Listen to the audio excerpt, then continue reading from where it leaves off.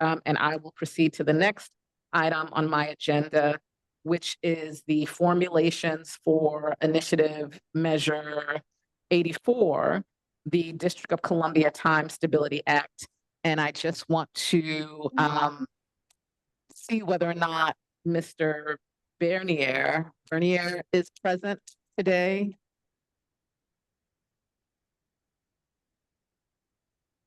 And if he could raise his hand to indicate that he is present.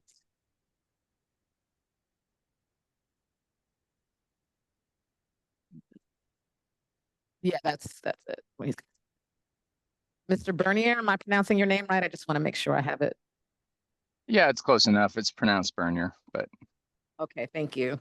Mm-hmm. And so I will provide background for the benefit of the public. On June 5th, 2025, the board rendered an oral ruling in which it determined that the proposed measure, the District of Columbia Time Stability Act, met proper subject requirements, and it issued a written order to that effect on June 9th. The board's task today is to formulate the short title and summary statement for the measure and to prepare the legislative text in the proper legislative form. Pursuant to 1-1001.0116C of the election statute, the board is required to prepare a true and impartial summary statement written in plain language, not to exceed 100 words, bearing the serial number of the measure and expressing the purpose of the measure. Such statement shall not intentionally create prejudice for or against the measure. The board shall prepare a short title for the measure consisting of not more than 15 words to permit the voters to identify readily the initiative measure and to distinguish it from other measures which may appear on the ballot. It is also to prepare in the proper legislative form the proposed measure where applicable, which shall conform to the legislative drafting styles of acts of the council and consult experts in legislative drafting, including the Attorney General and the General Counsel of the council. And so the board has done that. The board's Office of the General Counsel drafted proposed formulations for the initiative, which were published in the DC Register on several dates, June 20th, June 27th, and August 1st, due to rescheduling, and it was also published on the board's website on June 18th. The formulations included the legislative text in the proper legislative form, which was drafted with very helpful input from the district's Office of Attorney General.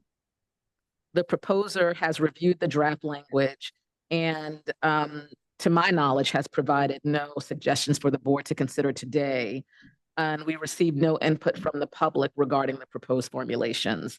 And so we will use these proposed formulations from which to work if helpful suggestions are provided that the board deems necessary to achieve full compliance under the statute.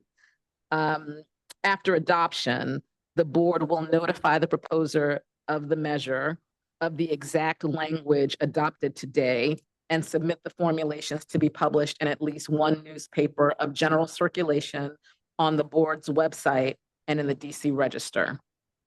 The publication in the DC Register, which will take place on either August 15th or August 22nd, depending on whether we can meet today's deadline for publication, will launch a 10-day period during which any registered voter who to the formulations may seek review in the Superior Court of the District of Columbia, stating objections and requesting appropriate changes. Registered qualified electors may also file objections regarding the initiative with the court on other grounds during this period, including the board's determination that the proposed measure presents a proper subject for initiative. That 10-day period will end on Monday, August 25th or Tuesday, September 2nd, again, depending on the date that the formulations are published in the DC Register. And if we could share on the screen, as we have on the screen, the formulations that were published in the DC Register. And I will read it into the record. The short title is the District of Columbia Time Stability Act.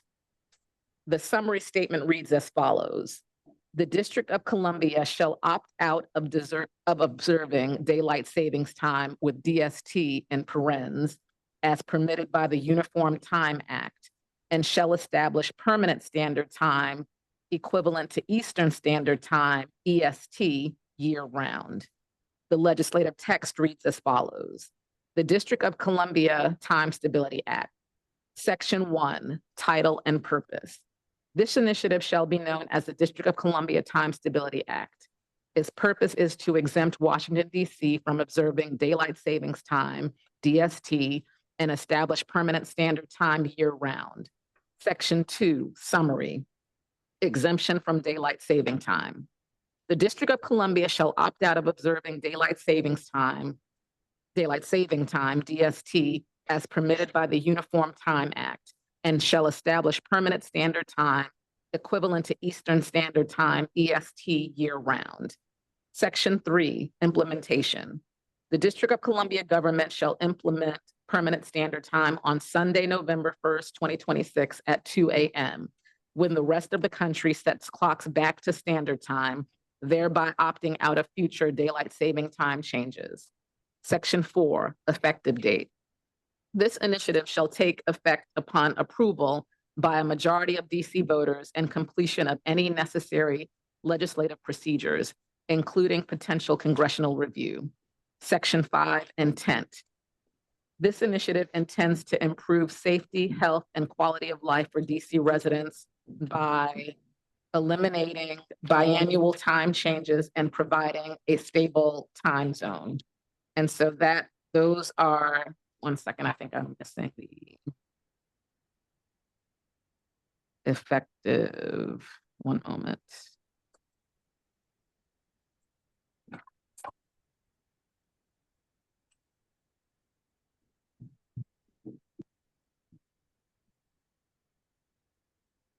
And Section 3 says fiscal impact statement. Section 4, effective date. This act shall take effect after a 30-day period of congressional review as provided in Section 16R1 of the District of Columbia Code of 1955, effective June 7th, 1979. DC Law 3-1, DC Official Code Section 1-1001.16R1. And so with that, we can have a discussion about whether or not the board's formulations meet the standards for acceptance as formulations. And Mr. Chair or Member Greenfield, if you have any comments at this time, or we can hear from Mr. Bernier if you'd like.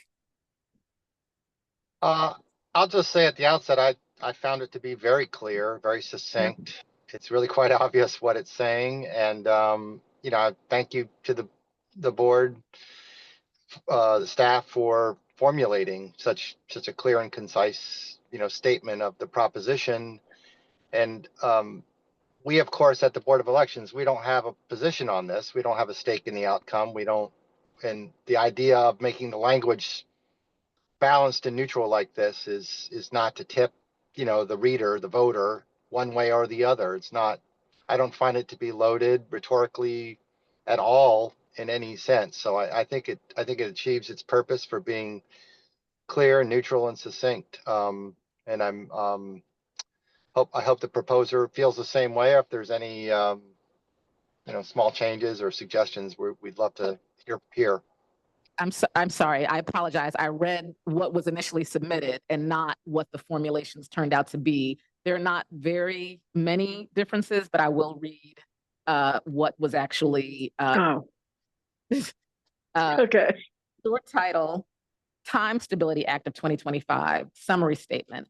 If enacted, this initiative would exempt the district from observing daylight savings time, DST, in accordance with the Federal Uniform Time Act and establish permanent standard time in open parens, which would be equivalent to Eastern Standard Time, open parens, EST, close parens, year-round beginning Sunday, November 1st, 2026 at 2 a.m. Legislative text. Be it enacted by the electors of the District of Columbia that this act may be cited as the Time Stability Act of 2025. Section 2, Subchapter 2 of Chapter 27 of Title 28 of the District of Columbia Officially Code is amended as follows. A, Section 28-2711 is repealed. B, a new Section 28-2712 is added to read as follows. Section 28-2712, time stability. A, the purpose of this section is to exempt the district from observing daylight saving time and establish permanent standard time year. B, the intent of this section is to improve safety, health, and quality of life for district residents by eliminating biannual time changes and providing a stable time zone. C, the district shall opt out of observing daylight savings time as permitted by Section 3A of the Uniform Time Act of 1966, approved April 13th, 1966, open parens 80 Stat 107, 15 USC Section 260A, open parens A, close parens, and shall establish permanent standard time equivalent to Eastern Standard Time year-round in accordance with subsection D of this section. D, the district government shall implement permanent standard time on Sunday, November 1st, 2026 at 2 a.m., thereby opting out of future daylight saving time changes. Section 3, fiscal impact statement. Section 4, effective date. Act shall take effect after a 30-day period of congressional review as provided in Section 16, open parens R, close parens, open parens 1, close parens of the District of Columbia Election Code of 1955, effective June 7th. DC Law 3-1, DC Official Code Section 1-1001.16 R1. And this is the formulation that was published in the DC Register each time. So that was, the difference is just putting it in the proper legislative text, which it was not before, based on the counsel provided by the Office of the Attorney General for the District of Columbia. So the substance is the same, but the formatting is consistent with legislative acts of the council. All right, I appreciate that. And if you could pull up the short statement again, that would be helpful. The short statement. Okay, so we, let me. 2 pages back. Yep.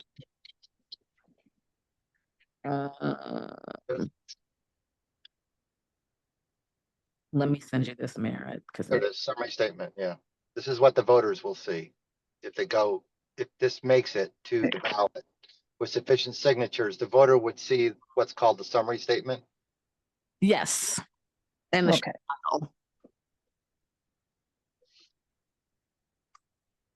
Well, it's pretty clear to me.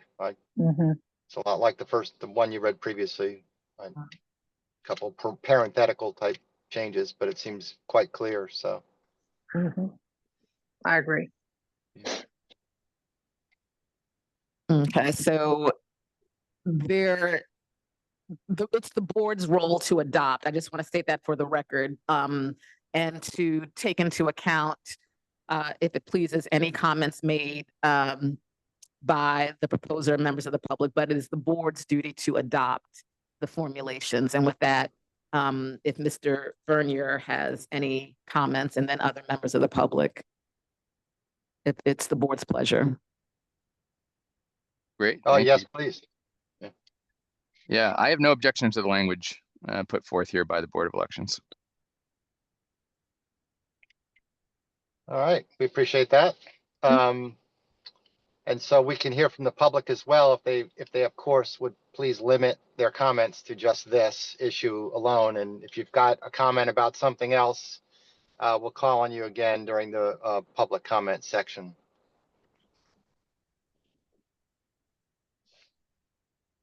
So you just have to raise a Zoom hand if anybody's out there and would like to comment on this proposed initiative language or legislative text. I see one hand raised. Okay, and yes, Ms. Brazil, and of course, we're not interested in the merits of whether it's a good idea or not a good idea. We're just looking at the language itself. Please go ahead.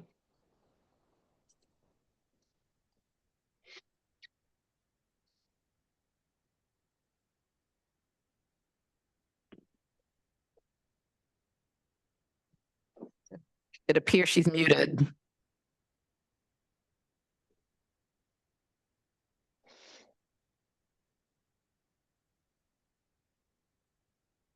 All right, we got a hand raised by Dorothy Brazil, but she remains muted.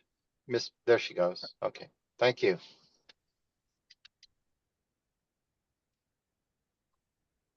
Can you hear us?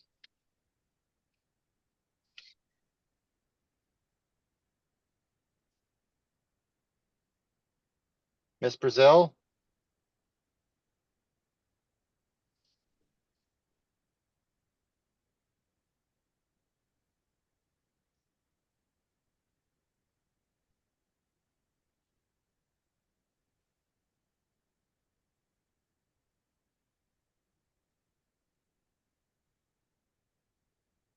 And maybe she's having a technical connection problem. Can everybody hear me?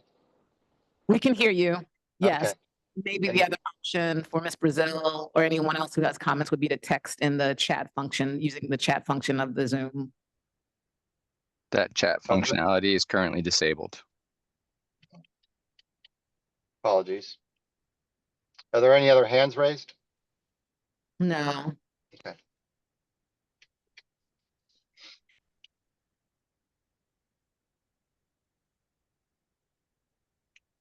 All right, Miss Brazil, I don't know if you can hear us, but we're gonna wait just a little bit longer to see if you can make the connection. And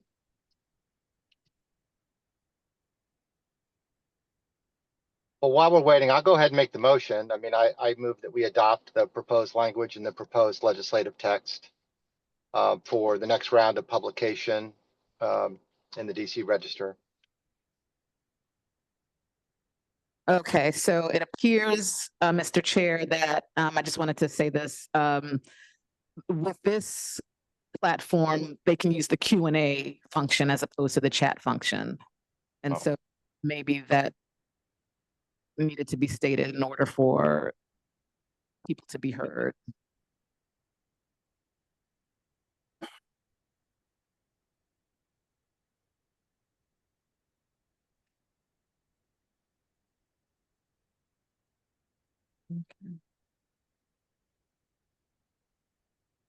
However, if you would like to proceed with the motion, then we can.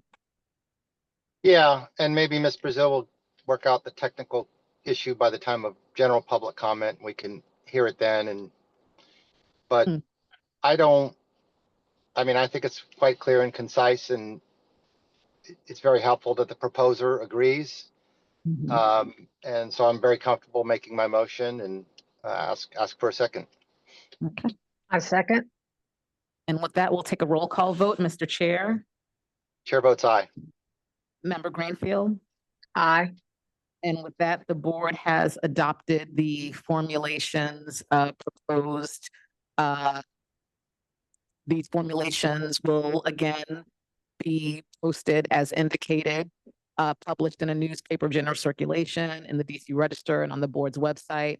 And with the publication in the DC Register, we will be able to begin a review period during which voters may challenge the formulations, but the notice that will be published will so indicate, so that the public is aware of actions they may take and when.